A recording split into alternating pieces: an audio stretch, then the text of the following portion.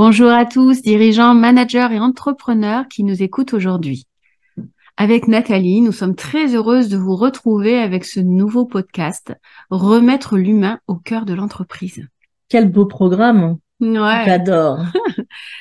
mais qu'est-ce que ça veut dire tout ça? À la fois tellement de choses. Et pourtant, oubliés ou bafoués derrière des mots profonds, mais employés de manière très superficielle comme la bienveillance. Ah, ça, on en entend pas mal parler en ce moment, la bienveillance. Je ne supporte plus. Pourtant, l'humain reste encore un acteur clé de la performance de l'entreprise. Alors effectivement, il y a l'intelligence artificielle, mais il y a aussi l'humain. Ne pas oublier, et je pense que vous serez d'accord avec nous, que les collaborateurs restent et sont au cœur de l'activité de l'entreprise. Et leur engagement et la motivation sont essentiels pour la réussite de l'entreprise. Certain, c'est vrai. Aujourd'hui, on est toujours en train de parler de pas mal de choses, mais revenons un petit peu, remettons l'église au cœur du moulin et au cœur de l'entreprise. Ouais. Ça serait bien. Oui, l'humain fait partie du cœur de l'entreprise. Donc, avec Nathalie, on pense qu'il est vraiment important de prendre en compte cette dimension humaine dans l'entreprise, en se concentrant sur les valeurs et la culture de l'entreprise qui, pour nous, favorisent le bien-être et le développement personnel des collaborateurs. Si parfois on oublie ces valeurs, on peut aussi se perdre. Et les équipes et les managers et même l'entreprise peut se perdre parce que tout va très vite. Oui, puis les valeurs donnent toujours le cap. Le cap, c'est le socle des fondations de l'entreprise. Donc, quand on se rappelle quel est le cap, forcément, on s'oublie moins et on part pas dans des choses où on n'est plus aligné avec ça, quoi. Oui, tout à fait. Et puis, ça nous amène sur des chemins qui sont peut-être plus justes, souvent. On retrouve une place, on donne du sens aussi et, pour chacun et à chacun. C'est ce que nous avons déjà évoqué dans un des podcasts sur les jeunes générations. Donc, on vous invite à réécouter cette notion de sens, de valeur, de direction, de ce qu'on a envie. L'humain est important. Ne pas l'oublier. Faut remettre l'humain au cœur de l'entreprise. La communication et l'écoute sont des éléments clés pour instaurer un climat de confiance et de motivation. Alors, ça paraît simple, mais nous, on constate qu'on l'oublie souvent. C'est souvent oublié. Oui. Ou mis de côté. Voilà, on verra pour différentes raisons. Et est-ce que toi, Nathalie, tu peux évoquer les risques pour une entreprise, justement, d'oublier ce côté humain dans l'entreprise? Oui, parce que si on prend en compte, on se dit que c'est important, mais si on prend en compte les risques, on va se rendre compte que c'est un degré vraiment essentiel et qu'on doit vraiment pas y passer à côté, que derrière, l'analyser va devenir important. Parce que les risques de cette déshumanisation, entre guillemets, en entreprise, sont bien sûr le stress. On le voit de plus en plus dans le quotidien où les gens ils savent pas mettre des mots, mais ils voient qu'il y a un truc qui va pas et ça les stresse. Oui. Et donc on sait que le stress peut aller jusqu'aussi au burn-out. Ouais. Alors on a aussi d'autres formules, c'est-à-dire le burn-out, ça peut être aussi où les gens s'ennuient en fait dans l'entreprise, ils voient pas, en fait ils ne se trouvent pas utiles, ils ne voient pas ce qui peut aller. Ils ont perdu ce sens. sens. Et ça, c'est intéressant. Après, on a aussi des formations sur ça, sur la délégation. Oui. Et ça, c'est sûr, c'est ce qu'on appelle le salarié qui, à un moment donné, est dans une délégation noire parce qu'il voit plus de sens, etc. Et on l'oublie celui-là. Comme il dit rien, Ouais. derrière, il dit rien, donc tout va bien. Attention. Le burn-out, le désengagement et puis aussi le turnover, là, qui est devenu aussi une notion clé auprès des entreprises, puisqu'on voit bien que aujourd'hui, non seulement ils ont un problème pour fidéliser, mais ils ont aussi un problème pour recruter des équipes.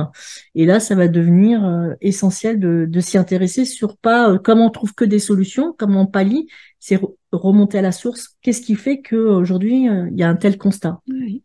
La déshumanisation en entreprise peut avoir des conséquences en fait désastreuses pour les collaborateurs, mais aussi pour l'entreprise elle-même. Ça, on se dit, oh, mais les collaborateurs, c'est pas bien grave, mais non, et l'entreprise elle-même, parce qu'elle perd forcément en performance, en attractivité et aussi dans l'engagement des entreprises. Alors, il est vrai que les raisons pour lesquelles les entreprises ont tendance à négliger l'humain, c'est bien sûr, il y a une pression de la concurrence, c'est encore plus vrai aujourd'hui, hein. Les recherches de la rentabilité à court terme, surtout. Et puis surtout, aussi une manque de vision à court et moyen et long terme. Donc, faute de temps et manque d'expérience, mais aussi parfois d'outils pour y pallier. Donc, tout ça confondu, on comprend qu'il y a parfois des obligations qui sont très rationnelles, mais l'humain, s'il n'est pas pris en compte, peut aussi avoir des conséquences importantes sur l'entreprise. Donc, comme on l'a déjà dit et qu'on continuera à dire, parce que c'est quand même aussi notre fil conducteur, on se répète, mais on ne manage plus comme on le faisait avant. Ça, voilà, le 1.0, il faut l'oublier, quoi. Oui. Ou du moins le modifier. Donc, les entreprises peuvent être tentées de négliger l'humain, toujours au profit de cette performance économique. Mais ça va être très rapidement contre-productif et ça va coûter très cher. Parce que la démotivation, on le répète, a un coût. Et là, on n'est pas là pour vous raconter des histoires, hein. Nous, on va vous dire les vraies affaires, comme disent ça nos amis québécois. Et voilà, on va vraiment vous le rappeler, c'est que derrière, miser sur l'humain ou les équipes, vous allez voir que c'est bien plus payant. Et on le redit encore, hein, pour les dirigeants qui parfois se sentent seuls, quand vous avez des équipes qui vont dans le même sens que vous, qui sont dans moteur, vous allez voir que ça ne va pas être contre-productif, mais bien au contraire, quoi. Bien au contraire, vous allez gagner du temps et de l'argent. Et là, justement, hein, on va continuer avec les bénéfices pour l'entreprise de remettre l'humain au cœur de l'entreprise. C'est apporter et créer une entreprise, comme disait Nathalie, durable et performante. Parce qu'effectivement, l'entreprise va avoir cette vision à moyen et long terme. Il y a de nombreux podcasts sur la qualité de vie au travail, et c'est vrai que créer un environnement de travail et justement favorable va améliorer cette qualité. Ça veut dire qu'on va on va permettre aux équipes d'innover, de créer et d'être plus productifs. Et ça, on peut se dire, ouais, il y en a plein d'articles sur ça. Mais là encore, comme nos amis québécois, eh bien, on vous dit les vraies affaires. Tout ça, c'est pas du blabla. Nous, on le voit sur le terrain. Ça, c'est vrai que nous, on le voit. Et en plus, nous, voilà, c'est vrai que... quoi. Et oui, puis quand on doit faire des audits, on le voit, c'est que derrière, enfin, voilà, nous, on le voit, on n'a pas besoin d'analyser longtemps, quoi. Oui.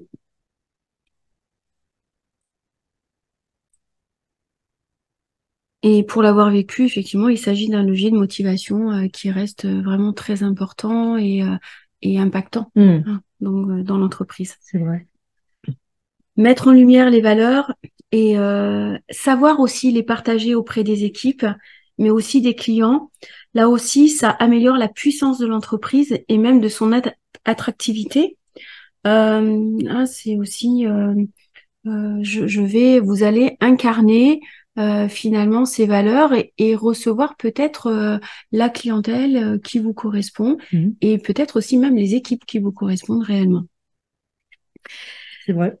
Pour nous, ça reste aussi un point important à travailler pour axer sur ce levier d'appartenance à un groupe qui est, encore une fois, un autre levier de motivation et aussi de sens. Et là, on revient aussi, on parle de ces jeunes générations, mais on voit aussi parfois des équipes plus anciennes où tout change et cette sensation de perdre. Il y a plus de sens. De plus s'y retrouver. Je sais pas pourquoi je fais ça. Alors, c'est vraiment cette invitation à retourner dans ces valeurs. Voilà. Je crois que c'est pas mal ça déjà. Oui, un beau programme. Non, mais c'est un point essentiel. Un point essentiel, oui. Et entre autres, remettre de l'humain au cœur des entreprises, les valeurs, c'est le point de départ presque. Oui. Presque, oui, c'est le socle, en tout cas, pour nous. Ces points, donc, comme le disait Nathalie, devraient en tout cas faire partie intégrante de l'entreprise. intégrant des axes aussi à travailler dans le cadre, bien sûr, de la RSE actuellement. Le cœur représente l'humain, hein, cette dimension émotionnelle et relationnelle. Et tandis que souvent l'entreprise, elle est plutôt associée, vous savez, à cette dimension rationnelle, économique, des chiffres. C'est pour cela que notre approche est l'alliance de savoir-être et de savoir-faire. Cette alliance aujourd'hui, pour nous, doit être intégrée dans les entreprises, car on le voit. Voilà. Si le savoir-être n'est pas intégré, eh bien, on repart dans ce que Nathalie évoquait, l'épuisement, la dissonance, la perte de sens, la perte de motivation, et j'en passe. Et ça, c'est vrai, on le voit. Alors, je sais pas, depuis la rentrée, là, c'est en plus accentué, où les gens sont tous très fatigués. Et il y a ce côté où, lorsqu'on leur demande d'être performants, ils n'arrivent plus à y aller. Ils n'arrivent plus. C'est comme si on leur demandait de quelque chose ils peuvent plus y aller. Et donc, ils peuvent plus y aller parce que c'est comme si, une partie d'eux n'était pas alignée avec ça. Et donc, du coup, c'est vrai que retravailler sur le savoir-être, les valeurs, pourquoi, le sens, pourquoi on fait les choses, et ne plus être dans une routine il faut ou vers les objectifs sans les expliquer. Et c'est vrai que le il faut ou toutes les injonctions, les gens aujourd'hui, sont en train de se passer de ça un petit peu. Oui. Et c'est ce qui, effectivement, permettra de rétablir l'équilibre entre ces deux dimensions, le faire et l'être, et donnera une autre performance plutôt durable à l'entreprise. Oui. Et avec moins d'efforts.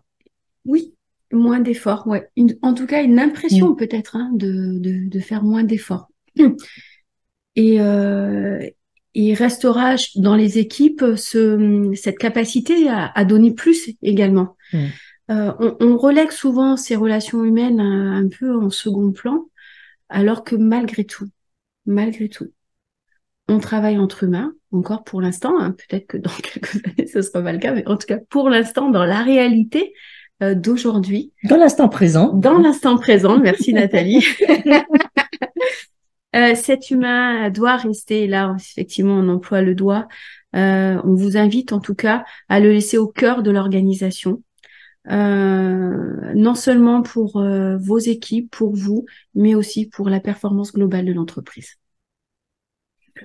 Oui, parce que c'est vraiment, c'est vraiment, il y a tout à gagner. Et là, on peut le voir, on peut citer quelques exemples d'entreprises qu'on a pu lire ou qu'on a pu voir aussi nous, au sein de nos clients. Et par exemple, une entreprise de conseil en informatique, on a constaté que les projets menés par les équipes se connaissent et s'apprécient aussi le fait d'être réunis, de parler parfois vous savez, il y a toujours les petits sas avant les réunions, qui ramènent où on prend des nouvelles de l'autre, etc. Où on parle même, en ce moment il y a la Coupe du monde du rugby, juste du résultat, etc. On s'aperçoit que c'est des valeurs aussi qui peuvent être communes sans que ça soit formalisé. Mais voilà, on communique. Et ça sera toujours plus motivant, ça sera plus d'attrait que ceux qui se réunissent et qui ne se connaissent pas. Parce que on le voit nous-mêmes, quand on fait un Zoom, on démarre à l'heure et on finit à l'heure. Donc en fait, ces petits sas ne sont pas là. Et donc ces points, on peut encore se questionner aujourd'hui sur la place du travail hybride. En effet, il y a aussi une demande des salariés pour ça. Mais derrière, les impacts, tout le monde ne les connaît pas, ou tout du moins, tout le monde ne les a pas relevés, ou encore regardez l'impact que ça peut avoir aujourd'hui sur le moral, sur le stress des salariés, et puis le fait de remettre, comme on le dit toujours, ce côté humain dans l'entreprise, et pas on commence à telle heure, on finit à telle heure. Et parfois, ces petits sas sont aussi des moments où on apprend à connaître les gens, où on entend, si on apprend aussi à écouter, à communiquer, on entend des choses et de se dire, mais quand il me dit ça, il y a un truc qui va pas et donc je vais aller plus loin. Donc ça peut être, avoir des rapports où on s'intéresse aussi à l'autre. Après, on a aussi un autre exemple, une entreprise de production qui a remarqué que ses employés qui se sentent valorisés et écoutés sont vraiment plus motivés et plus impliqués dans leur travail, ce qui se traduit forcément par une amélioration de la qualité des produits, mais on va encore plus loin, de la croissance et de leur motivation à trouver des solutions dans dans l'intérêt de l'entreprise. Parce qu'on le voit bien, un salarié qui est motivé, c'est pas qu'une question d'argent. Ça va être, c'est pas un levier forcément de motivation. Bien sûr, si derrière il est pas payé au bon tarif, eh ben ça crée un manque de motivation. Mais dès qu'il est payé le bon tarif, quand il est pas motivé, il va dire ah ben j'ai besoin d'être augmenté. Mais en fait, c'est un faux problème parce que en effet, s'il est valorisé, s'il y a la reconnaissance dans le travail et de trouver où il a des compétences pour le mettre vraiment en valeur, eh ben, vous allez voir que c'est des salariés qui vont pouvoir faire des heures s'il faut en faire, derrière qui vont, voilà, comme si c'était des gestionnaires de l'entreprise. Ils vont vouloir vraiment s'impacter. Si vous les mettez en réunion pour, il y a un problème, comment on trouve une solution ensemble, c'est des gens qui vont y aller, quoi. Ils vont remonter les manches et pour eux, ça va être important parce que c'est une partie d'eux et ils se reconnaissent dans tout ça. Donc excuse-moi, Nat, et ils vont sortir effectivement de cette image un peu froide de l'entreprise, quoi. Oui, puis ils vont se dire, j'ai ma place, ça a un sens, j'ai envie, j'y vais, et avec, on va dire, un peu plus de plaisir, peut-être, qui manque aujourd'hui aussi dans les entreprises. Oui, dans l'entreprise. Et on le voit, nous on l'a vu encore là dernièrement, où il y avait une problématique et un questionnement, tu te rappelles d'une salariée qui nous dit, mais est-ce que ça, c'est pas le dirigeant qui doit s'en occuper? Et quand derrière, on voit que si ça a du sens et autres, et qui sont impliqués dans le fait de trouver des solutions alors c'est ce qu'on appelle le management participatif et tout le monde a sa place. Les règles du jeu sont bien définies, c'est pas eux qui dirigent l'entreprise, mais qu'à des moments donnés, ils puissent participer à cette règle, enfin comment trouver une solution à ces problématiques quand il y a une problématique ou à son évolution et aussi voilà au questionnement du demain de l'entreprise. Et on voit que du coup le positionnement est pas du tout le même et la dynamique aussi est pas du tout le même. Et dans l'évolution qu'on a pu avoir vis-à-vis de ce client, quand il y a une problématique, de dire ah mais nous on est là, il y a pas de souci. Et dès qu'on repart sur des leviers de motivation, ou que derrière on s'intéresse aux gens, que derrière on a pu travailler sur ça, sur chacun reprend sa place, en effet, on a pu voir un positionnement totalement différente, alors que derrière, on n'a pas mis énormément de moyens. C'est juste, on a remis chacun à sa place au milieu du village, quoi. Comme j'aime bien le dire. Mais ce qui est vrai. Après, on l'a vu aussi dans une autre entreprise, voilà, qui est plutôt où on met en place des séances de coaching individuel aussi pour les employés. Ça va les aider à mieux gérer leur stress, à mieux communiquer avec leurs collègues, parce que parfois, le fait d'avoir ces séances de coaching, le but de l'intervenant va pas être de prendre parti, ça va être aussi de parfois raconter une autre histoire que la personne, ce qu'elle se dit, de changer sa perception des choses.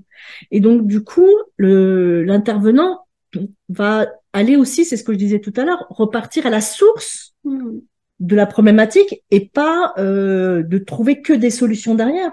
On va repartir à la source en disant, mais qu'est-ce qui se passe?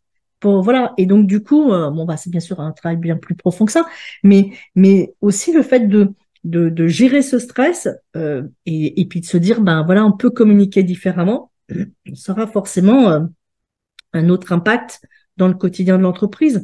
Et voilà, on le redit, n'oublions pas que le stress a un impact négatif avec des effets secondaires, on les a rappelés tout à l'heure, ça peut aller jusqu'au burn-out et ça peut aller jusqu'au suicide. Un surplus de stress, à un moment donné, quelqu'un n'arrive pas à le gérer en fonction de son histoire, toujours, ça peut aller très loin. Et voilà, forcément, ça a un impact, mais aussi il y a des coûts quand il y a un arrêt maladie dans une entreprise, en surplus de la désorganisation, il y a un coût. Et donc, réduire ce coût, c'est quand même quelque chose qui est pas négligeable. Après, voilà, on a un autre exemple, par exemple, sur des programmes de mentorat qu'on voit qui s'organisent aussi au niveau des employés les plus expérimentés qui vont accompagner cette jeune génération dans leur développement professionnel, mais aussi personnel. C'est-à-dire que si on remet toujours ce côté humain dans l'entreprise, on va s'intéresser aussi à la personne, comment on l'intègre, quelles sont ses compétences. Et donc, l'intégration va être plus facile. Et plutôt d'avoir, où on entend des remarques en disant cette jeune génération, on n'est pas du tout sur la même longueur d'onde. On comprend pas. on se comprend pas, ça peut pas le faire. Et vous voyez, ce mentorat va être essentiel et en s'intéressant bien sûr aux objectifs, c'est indéniable. Je pourrais jamais dire et on pourra jamais dire qu'il faut pas des objectifs dans l'entreprise. Mais l'appréhender avec d'autres facteurs, ça forcément sera un impact. Et puis, on a aussi, voilà, par exemple, voilà, les entreprises de commerce en ligne qui ont constaté que la mise en place d'une culture d'entreprise basée sur vraiment l'humain a permis aussi de réduire les taux de turnover. Et là encore, on l'a vu dans un exemple où on se disait, mais waouh, pourtant ils sont démotivés, mais ils restent au niveau de l'entreprise, il n'y a pas trop d'arrêt maladie. Et en effet, c'est parce qu'ils partagent les mêmes valeurs. Il y a cette culture où ils sont quand même tous ensemble. Et si après on travaille sur les leviers de motivation, on a pu voir la transformation, mais immédiate et voilà, et qui était très intéressante dans l'entreprise. Et là, à ce moment-là, forcément, on va réaliser des économies et puis on va s'éviter des coûts de recrutement ou de formation. Parce que ne l'oublions pas, un salarié qui part de l'entreprise, c'est pas voilà, ça peut être un échec pour tout le monde. En même temps, ça peut être une nécessité si la personne doit partir parce qu'elle ne convient pas. Mais plus on va travailler sur son intégration et puis dès le recrutement pouvoir aussi s'intéresser aux valeurs, si on a les mêmes valeurs, les mêmes motivations, forcément on va gagner du temps. Et puis enfin sur une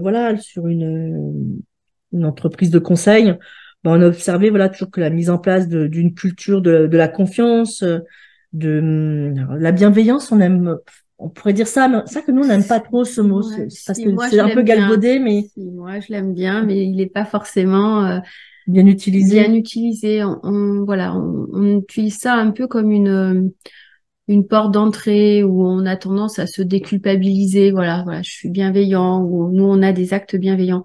Mais c'est vraiment dans les actes. Est-ce que je suis vraiment dans cette bienveillance, hein? La bienveillance, c'est pas tout accepter, hein. La bienveillance, c'est dans le respect à la fois de l'entreprise et des objectifs de l'entreprise et de soi-même et des équipes avec lesquelles on va travailler. Alors, est-ce que le mot empathie, ça tirait mieux? Non, moi, j'aime bienveillance que l'empathie. Voilà. Non, bienveillance, j'aime bien, mais dans sa réalité, pas dans ce qu'on veut en faire aujourd'hui. Ok. Ouais. Bon, après, c'est formation professionnelle, mais je préfère le mot bienveillance, ouais.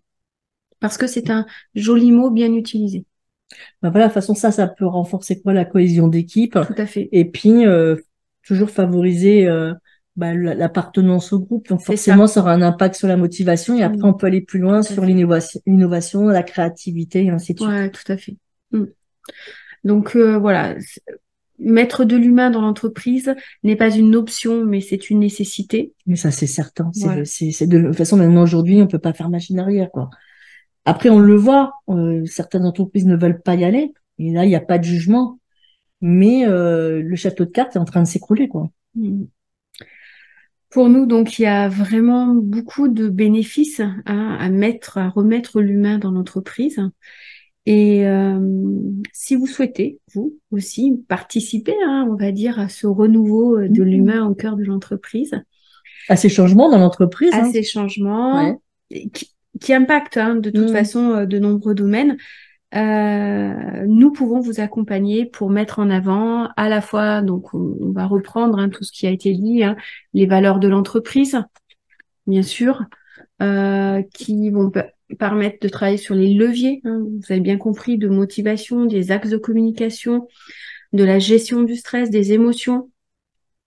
Et nous pouvons vous aider à mettre en place des actions concrètes pour y parvenir. Je reviens juste sur la gestion des émotions pour vous parler d'un petit exemple. Donc, on est intervenu dans une entreprise où voilà, un employé qui a dit « Ah, mais peut-être que je parle trop avec mes émotions. » Et là, je m'en rappelle. Il y avait une prise de conscience que peut-être, effectivement, voilà, on se laisse déborder et remettre de l'humain dans l'entreprise. Alors, ça paraît simple quand on dit ça, mais en même temps, c'est aussi un accompagnement. Et ça, je pense que voilà, quand on parle de bienveillance, de remettre de l'humain, en tant que manager, chef d'entreprise, on n'a pas toujours le temps et il y a des professionnels qui peuvent vous accompagner dans ça. Voilà, écoutez, j'espère que cela vous a donné des pistes, voilà. Et puis, merci de nous avoir écoutés et à très vite pour un prochain podcast. C'était la Touch Nat et Nat by Solutions et Manager. À bientôt. À bientôt.